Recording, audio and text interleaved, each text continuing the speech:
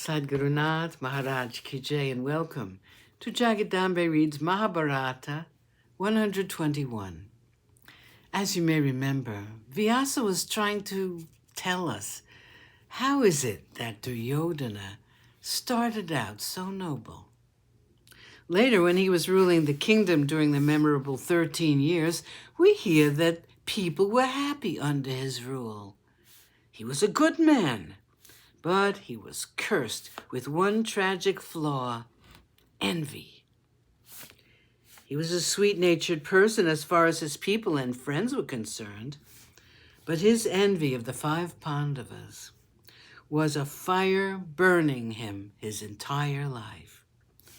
This one fault led to his downfall. When Drona first came to Hastinapura, he met all the princes. He was charmed by the behavior of Arjuna. He called Ashwatthama and said, "My dear Arjuna, from now on, my son Ashwatthama will be your friend for life." But Ashwatthama did not take to Arjuna. Instead, he became a great friend of Duryodhana's. In the end, he sacrificed himself, his everything, for the sake of his friend. He did not hesitate to commit the deadliest of crimes, the midnight massacre in the camp of the Pandavas. He did it to please Duryodhana. Again, it is worth noticing that when the Great War began, the Pandavas, with all their righteousness, could command only 7 Akshokinis of troops against the 11 of Duryodhana's. The whole world knew that the cause of the Pandavas was just, and that the behavior of Duryodhana was unforgivable.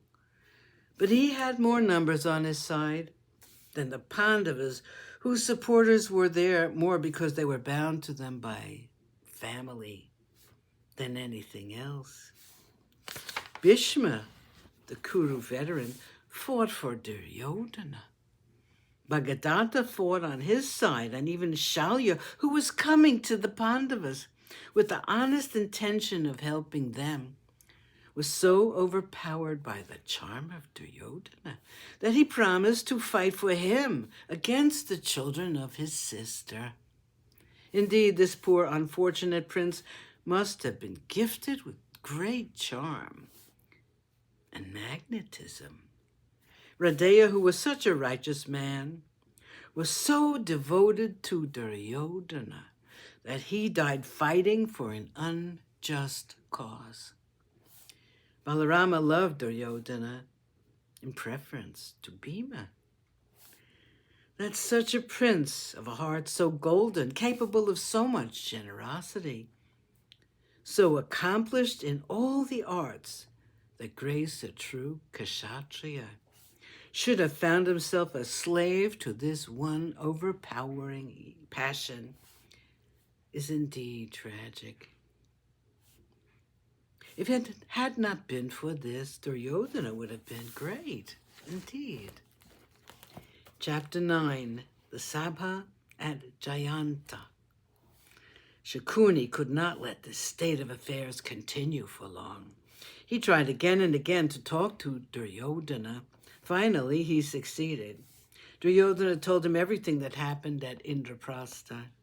He added, "Unless and until I see the destruction of the Pandavas, I cannot be happy. I must get the better of them. Uncle, you say you love me. If you really do love me, then think out a plan which will make me master of the world." Shakuni said, "My dear child, you have seen for yourself how powerful they have become. They can never be defeated if we fight with them in a war. But I have a weapon which is more powerful than mere steel. I can make all that immense wealth yours. Not a drop of blood will be spilt, nor will any blame be attached to your name. Shed off this depression and listen to me." Sadguru Nath Maharaj Ki Jai. Thank you for coming. I hope you come again.